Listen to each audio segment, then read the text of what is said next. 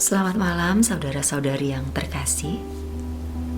Sebelum tidur malam hari ini, saya Ibet Bingarsih akan berbagi renungan dari Pendeta Dr. Erastus Sabdono yang untuk kesempatan kali ini berjudul Lautan Kematian.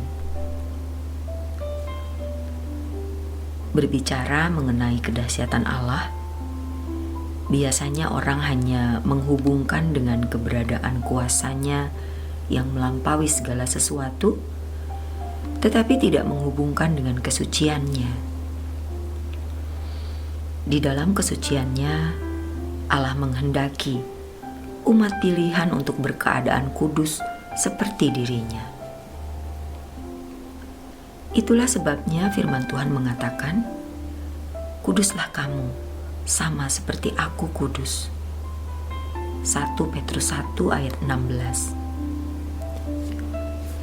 Kalau seseorang benar-benar menyadari hal ini, maka ia memiliki perasaan takut yang sepatutnya akan Allah.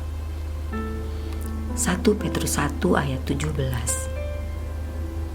Kata takut dalam teks aslinya di dalam 1 Petrus 1 ayat 17 adalah phobos, yang selain artinya perasaan takut, juga perasaan diteror.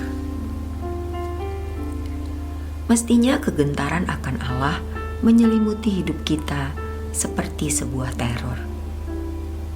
Tentu saja, perasaan diteror atau diintimidasi bukan seperti menghadapi orang jahat yang mengancam keselamatan kita, melainkan menghadapi Allah yang maha baik, yang juga maha kudus.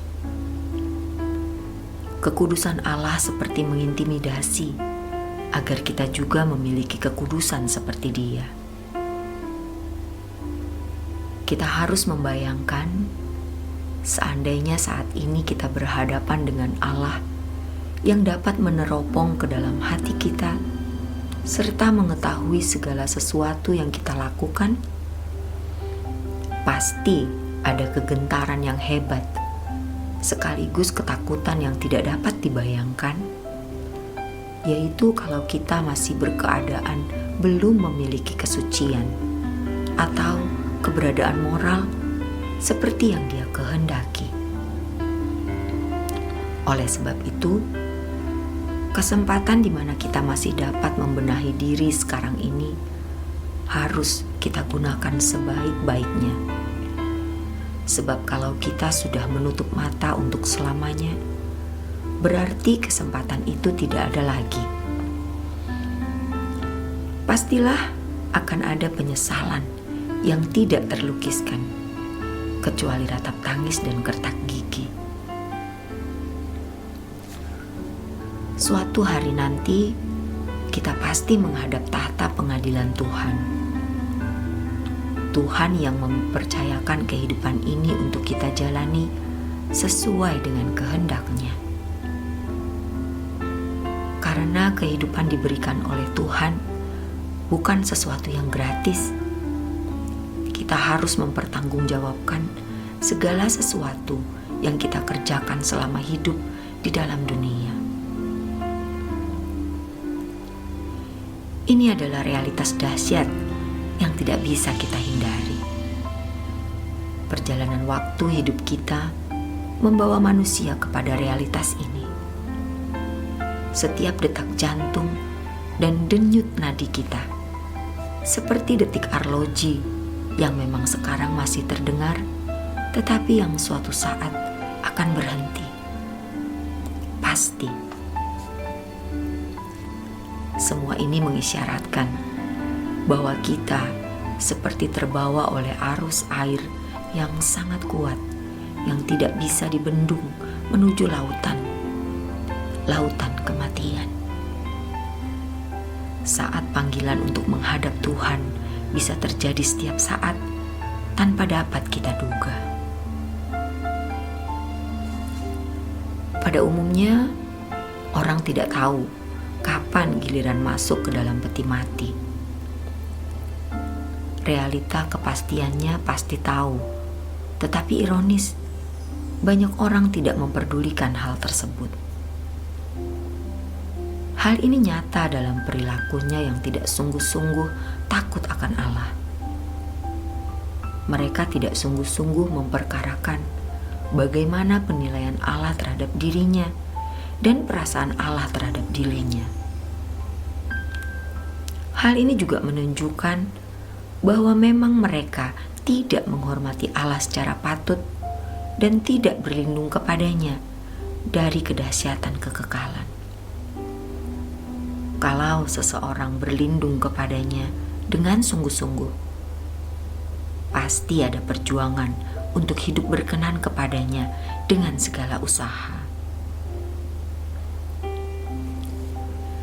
Banyak orang berpikir bahwa saat kematiannya masih jauh, sehingga mereka kurang peduli terhadap realitas pengadilan Allah untuk mempertanggungjawabkan hidupnya dalam kekekalan.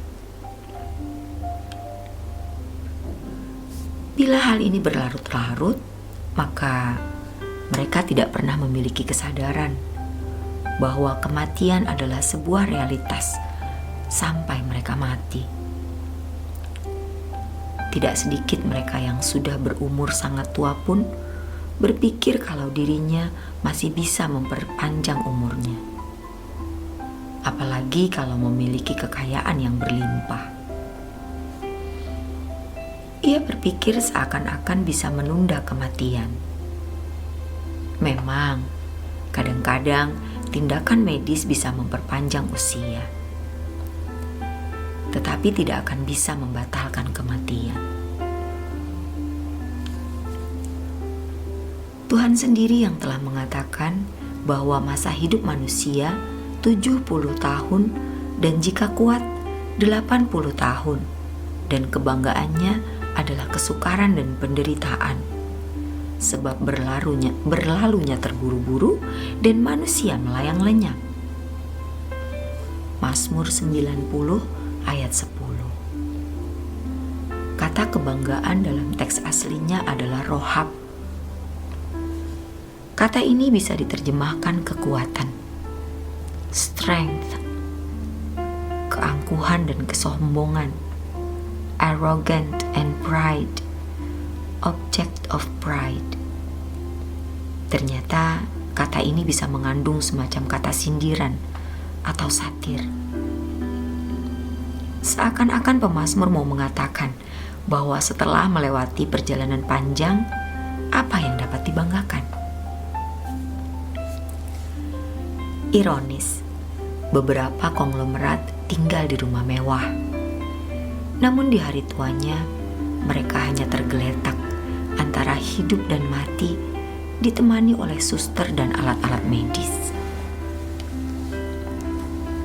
Seperti yang dikemukakan oleh Tuhan Yesus, mereka adalah orang-orang yang hidup dalam kemiskinan di mata Allah. Lukas 12 ayat 15-20. Orang-orang seperti ini sebenarnya telah ditangisi oleh Yesus dengan ucapan, "Wahai, betapa baiknya jika pada hari ini juga engkau mengerti apa yang perlu untuk damai sejahteramu. Tetapi sekarang hal itu tersembunyi bagi matamu." Lukas 19 ayat 42. Suatu keadaan yang sangat tragis. Betapa malangnya orang-orang seperti ini di kekekalan. Seseorang yang berlindung kepada Tuhan dengan sungguh-sungguh pasti memiliki perjuangan untuk hidup berkenan kepadanya dengan segala usaha.